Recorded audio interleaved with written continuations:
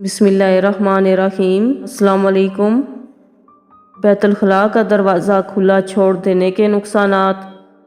بیت الخلاء کا دروازہ کھلا چھوڑ دینے کے نقصانات پر بات کرتے ہوئے ڈاکٹر آئس القرنی صاحب کہتے ہیں، یہ معلومات آپ کی اور آپ کے خاندان کی سلامتی سے متعلق ہیں۔ ذیل میں دیے گئے چند کام کر لیجئے، آپ کے جسم سے منفی توانائی کا خاتمہ ہوگا اور آپ کے شیاطین کمزور پڑ جائیں گے۔ 1. بیت الخلاء کی صفائی۔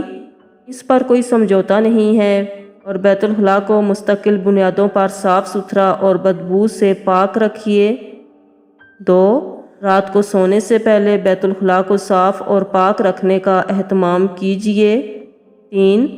بیت الخلاء کا دروازہ ہر وقت اور مستقل بنیادوں پر بند رکھنے کا اہتمام کیجیے۔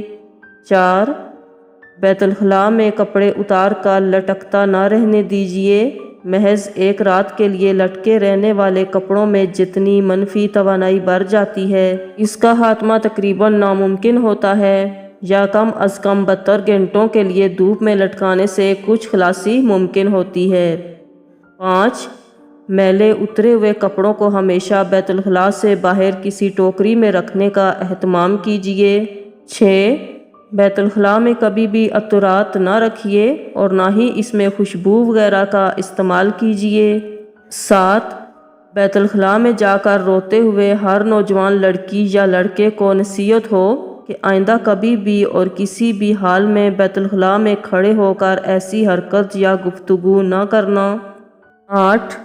بیت الخلاء میں جا کر رونا آپ کی طرف سے شیاطین کو کھلی دعوت ہوتی ہے کہ آپ کے جسم میں داخل ہو جائیں یا آپ کے جسم کو پکڑ میں لے لیں۔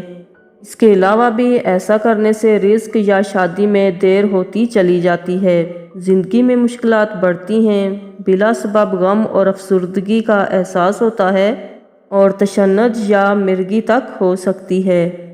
9. ہر تیسرے دن اپنے گھر کے دروازے اور کھڑکیاں کھولیے اور گھر میں سورۃ البقرہ کی تلاوت ریکارڈنگ چلائیے۔ آپ کو بذات خود اپنے اندر اور اپنے گھر والوں میں نفسیاتی بہتری محسوس ہوگی۔ گھر سے شیاطین اور جراثیم کو بھگانے کے لیے آقا کریم علیہ السلام کے فرمان کے مطابق کلونجی کی دونی دیجیے۔ 10. گھر میں کلونجی یا بخور کی دونی ایسے وقت نہ دیجیے جب گھر کی کھڑکیاں بند ہوں۔ 11. گھر میں بہت زیادہ شیشے نہ لٹکائیے اور اگر مقصود ہو تو داخلی دروازے کے آس پاس لٹکائیے۔ 12. گھر میں ایسی جگہ نہ بیٹھیے جہاں سے ابھی ابھی کوئی اٹھ کر گیا ہو۔ 13. جاگنے پر لمبی لمبی سانس لیجئے اور اٹھتے ہوئے بسم اللہ پڑھیے۔ 14. رات میں سونے کا ایک مستقل وقت مقرر کر لیجئے اور سونے سے پہلے سورۃ الملک کی تلاوت کو کبھی ترک نہ کیجئے۔ مبارک ہو ان کو جنہیں اس سورت کو سونے سے پہلے پڑھنے کی عادت ہے، یہ سورت ان کے لیے عذاب قبر سے نجات کا سبب بنے گی۔